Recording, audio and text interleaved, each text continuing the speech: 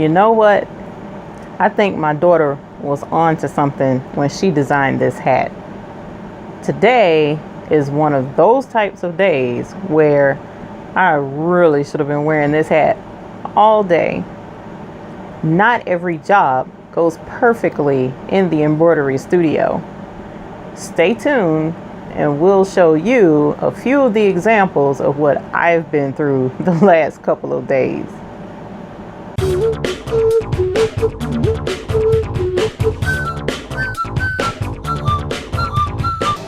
Greetings and namaste YouTube. I'm Eve with the Baby's Booty. Today I'm having to wear the hat. It's been that kind of day. And in preparation for another video that I was beginning to shoot, I happened to realize that there are certain jobs that just don't go as planned. One of those jobs was for a video that I was in the process of making for this week's back to school special. Let me show you what I have been tortured with. All right. So I decided that one of the things that I was going to highlight for the back to school special was doing embroidery on a book bag. Well, I chose a really cool book bag, and what I decided to do was do two different monograms on the book bag. Now, this particular bag I chose to do on the 4x4 machine. All right. So this one, I said I was going to do the monogram up at the top and monogram the pocket on the 4x4 machine to show that it can be done. And it can be done. As you see, the monogram turned out beautifully. But one of the things with the 4x4 machine that I have come to learn over the last year and so that I've been working with it is you really have to babysit the machine with certain hard to embroider items. And when I say babysit, I also mean sometimes you have to hold things out the way and pull and twist and finagle to get it at the right angle so that you can get the embroidery that you're looking for.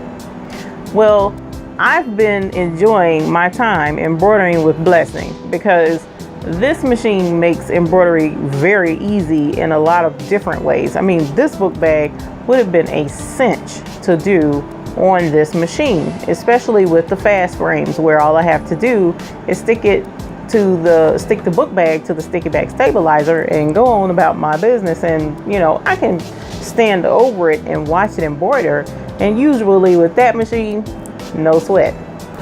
Well, on the 4x4 machine that day when I was doing the embroidery, I said, well, now that we've done the monogram, we'll do the pocket.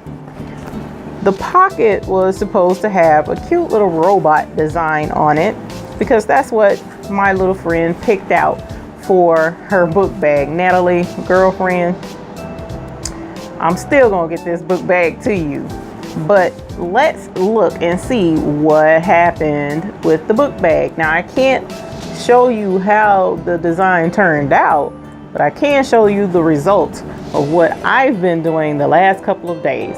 I have been picking out stitches so much until my fingers, when I woke up in the morning, were stiff. And I have arthritis in my hand, so it probably wasn't the best of ideas to do that. Now, in going through this, I realized, okay, I've had several people and a really good friend suggest to me the Peggy's stitch eraser should be helpful and it would get the stitches out, according to a couple of different people. Well, I haven't had an opportunity to go get it just yet. And when I did call my local distributor, one of them, in regards to purchasing it, he told me it was $85. Well, at the time that I talked to him, I didn't have $85. So, needless to say, me and the seam ripper have been going at it. Now, one of the things that's really cool about my family is they pitch in and they help with a lot of different things. My mom got a hold to this book bag. She picked some stitches. My auntie got a hold to this book bag. She picked some stitches. Another auntie got a hold to this book bag and she even picked stitches. And you guys, there are still stitches left to take out of this bag. So the good thing is I do have aunts that love to pick stitches. I don't know what it is about it. Now, I know for myself, I love to pick satin stitches because, of course, there's something about going up that road with the seam ripper. It's flawless, easy to do. These were not satin stitches, okay? So this was a little more challenging for even the ones who love picking out stitches. So that was a little discouraging. And I will be trying to go get a hold to the Peggy Stitch Eraser to finish this out. Because my hands just will not let me continue to sit and pick out these stitches. And I'm still a little disappointed because this was a really cool video that I was looking forward to doing. As a matter of fact, it frustrated me so badly that I didn't even attempt to do the embroidery of the other book bag that I purchased on this machine, because what the plan was for the back to school video was to do this on the 4x4, the other book bag on the blessing back here on the Brother 6 needle. Also, I had a duffel bag to embroider. That's another situation where embroidery just doesn't quite turn out like you think it should, or in my instance anyway, because I firmly believe with this machine and the way the fast frames are, some embroidery should be a breeze. That's not always the case, as I'm quickly finding out. So one of my things that I've always prided myself in doing, which really not really pride, but one of the things I do like to do is challenge myself with embroidery. So if I come across something and I'm like, I might be able to embroider on that, I'm gonna give it a shot. That's just the type of person that I am, especially with my 4x4 machines, because I know that there's a lot of embroidery out there I should be able to do with that machine. But if I don't ever give it a try, how do I know if I can do it or not? So that's where a lot of the incentive behind these 4x4 videos come from, because I want you to know there are a lot of things that you really can embroider on. Hopefully soon we'll get a towel video among other things on the 4x4 machine to show you exactly what all you can do. But going back to the duffel bag, it's a regular duffel bag with a pocket. I don't have it to show to you because the customer already picked the bag up. However, it had a generous sized pocket on the front of the duffel bag, and he wanted his logo on the front of the bag. That should be no sweat. That was my line of thinking. Well, ultimately, even the binder clips failed on me, but the rubber band held steady, and it kept the bag crunched under the machine just enough to keep it from binding itself or hitting itself and knocking it out of place on the top of the fast frame. So not everything that you choose to embroider on is going to be as simple as 1, 2, 3, as much as you would like it to be. And that's one of the things I wanted to highlight to you. But I will tell you that even after binding the bag and trying the clips and all of that other kind of stuff, the embroidery on the pocket turned out flawless. It was absolutely gorgeous, and it really did turn out as beautiful as I thought that it would. Moving forward, another instance of where you want to be sure to pay attention in the embroidery room. Now, I'm adamant about trying to check and double check and triple check around my frames, making sure my stabilizers are hoop tight, making sure that I follow all of the steps that I'm supposed to follow in doing my embroidery. And sometimes you miss a step.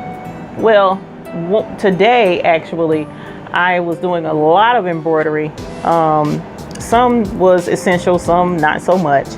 But I had another aunt that came by today, and on a whim, she requested a shirt. Cool beans, not a problem. What she was asking for, very simple design, and it's filled with satin stitches. As a matter of fact, it was a built-in design on this machine. So no sweat, shouldn't take me any more than maybe 15 minutes, because hooping the shirts with the fast frames easy. I do them all the time, putting my one of my customers' business logo on his shirts. Actually, two of my customers. I hoop their shirts quite frequently with these fast frames and do their embroidery design on their shirts. So in this instance, I really didn't see any downside to doing a regular old blank t-shirt. Black t-shirt is what she picked. And this is the design that she wanted on her shirt so that she could wear it to her grandson's football game. Right? Easy. Should have been no sweat. What did I mess up? What did I not do? And it kind of made me frustrated today. This was today. The book bag was the other day. So I got a little frustrated today at this because this was a rookie mistake, so to speak. Can you guess what I did wrong? No? Well, let me show you. I embroidered. I did not check to make sure that the shirt was off of the arm of the machine, because the shirt was supposed to come under this so that it would be on the inside of the shirt and not do exactly what it did. Rookie mistake. Something that I should have been paying attention to, and was in a rush trying to get the shirt to her before she had to leave to go to the ball game, and just didn't pay attention. So today it just did not go well in the studio. This is one example, and it's funny because one of my other aunts that was here, it's a trip. I had 3 aunts here today, all at the same time, and a cousin, and we had a ball, and that could have contributed, I guess. But I enjoy having them here visiting with me. But you know, we were having fun. I was trying to get these to her and just really wasn't paying attention. Now, the positive to doing this is, number one, I'm going to make sure, again, because I don't want this to happen again, I'm going to make sure, double check, triple check again, even more so, that it's under the arm like it's supposed to be. The other positive to this is these are all satin stitches, large satin stitches, might I add. So me and the seam ripper, my buddy the seam ripper, are gonna have to pick all these stitches out because I really don't want this shirt to go to waste. And what I'll probably do is just use it for something else, just a sample shirt of some sort.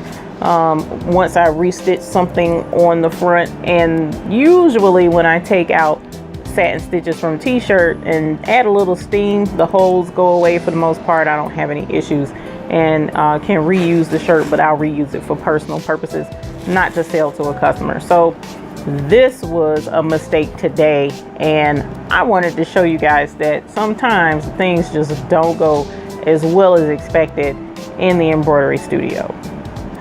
When I tell you that today was absolutely rough, it was really, really rough today. I have a customer that is ordering some hats for his lawn care service, and I went to my local supplier. I've mentioned them in a live broadcast that I had about supplies and ordering embroidery supplies, and I went to this particular supplier and bought some relatively inexpensive hats just to do some examples for my customer of what his design would look like on a black cap. So I went and picked up the hats Friday, stuck in traffic. That was miserable. That was yesterday.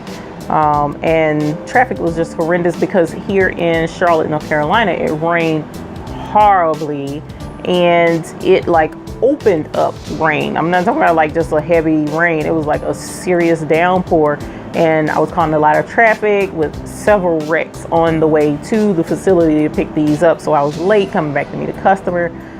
I'm trying to tell you, yesterday was rough. Yesterday was rough. So today I was hoping things would be better, but I guess it carried on over to today. So fast forward to today, I pulled out one of the black hats and I went to stitch the design on this hat. Now this is not the complete design because I was so frustrated, I just pulled it off the machine. But what I will show you is the hat. You may not be able to see it, but I definitely see it. And this was digitized and designed for a cap. Okay, so this isn't like just some design I threw on the hat. this was actually digitized for a cap, and for whatever reason the cap just wanted to buckle anyway, right here in between the name of the business and the lawnmower. Now, a person just wearing this hat, you may not be able to see that from a distance, but being the OCD perfectionist that I am, I'm not about to send this to a customer because to me it looks terrible. And it had me really frustrated today because this is not the first hat that with this design that has buckled. So what I decided was, I thought it was the design, you know, for whatever reason. I was like, well, maybe it's just too many stitches for this hat. Well, I had another black hat just like this and went to embroider an even simpler design on that hat, and guess what that hat did? So I have come to find out that this particular brand of hat really is not a good hat to embroider on, or maybe I need to soften it up first or something. Not 100% sure. I'm not completely skilled in doing hats on this machine just yet. I have been doing quite a few, as you see, but for whatever reason the black hats want to buckle. So that was frustrating today. As a matter of fact, the other hat that I did, I just took it, I threw it to the side just like that. It was like, I'm done. I don't want to see this hat anymore. My aunt was like, no, I can pick out the stitches. Auntie, because I know she's going to watch this, I love you so much. Thank you for taking the time to pick out the stitches. You guys, this is what the hat looks like now. She picked out the stitches. She picked out the stitches. I wasn't gonna pick out them stupid stitches because that hat made me mad. Matter of fact, I told her the hat was banished to the other side of my sewing studio, and the first chance I get them, burn it with fire, because that's just how frustrated I was. So whenever something is banished to the other side of the studio, it's gonna sit there until I decide I want to deal with it again, you know. And it was funny. Now it's funny now that I think about it, but at the time I was not pleased. But I still wound up having a really nice time with my family. But that was just, today was not the embroidery day at all. Yesterday really didn't turn out to be an embroidery day either, because I was gone and stuck in traffic and couldn't be here working. So sometimes things just aren't going to go as well as planned or as well as you want them to, despite your best intentions. What I'm finding out is if I'm not having the best of days, I pretty much try and just go and say, you know what, just not going to be a studio day today, and go spend time with my husband or with the kids or whatever the case may be. Today I tried to keep going and tried to keep plugging away at it, even though things weren't 100% going its best. Now, I did have quite a few projects that turned out really well, but the few that did, they were doozies, and it was just like, really. So yeah, that was today. So I just wanted to share that with you. Some imperfections, you know, because it can't all be 100% perfect turnout of embroidery. As I showed in a prior video, I think it was with the Crayola pouch, how things can just, you know, not turn out quite the way you want it to.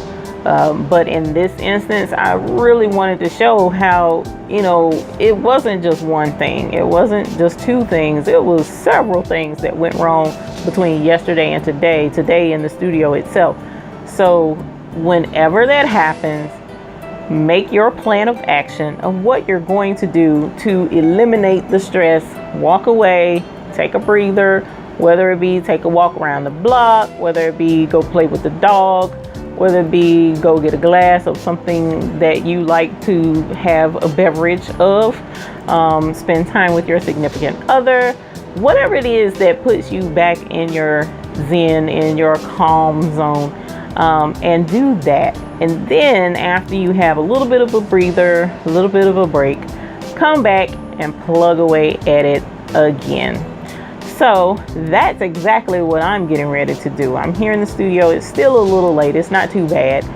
But being that in addition to all of those things that happened with the embroidery studio today, whatever it was I had for dinner today has caused an allergic reaction.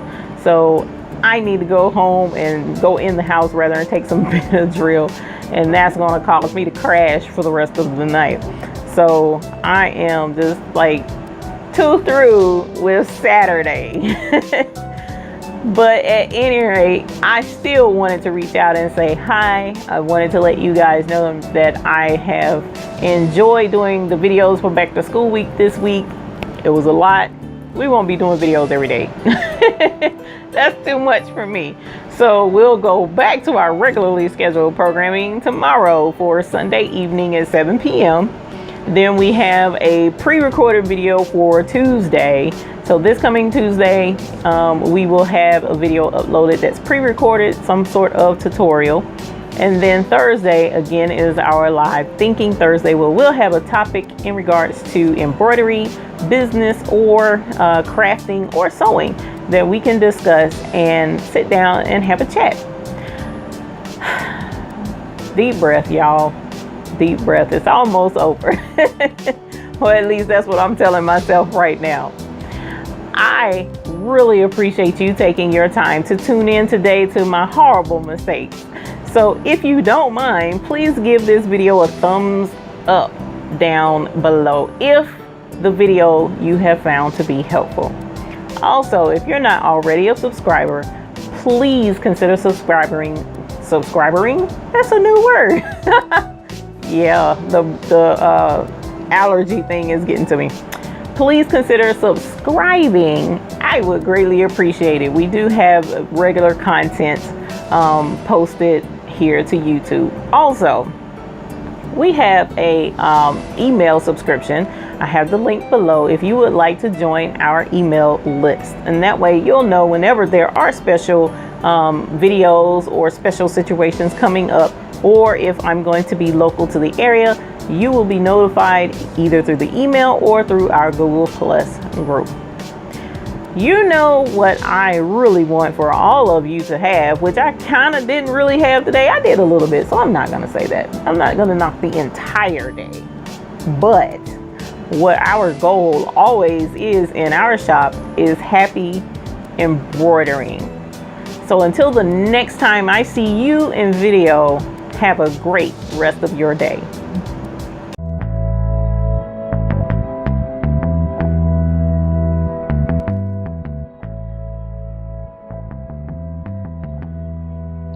Click here to subscribe to our channel.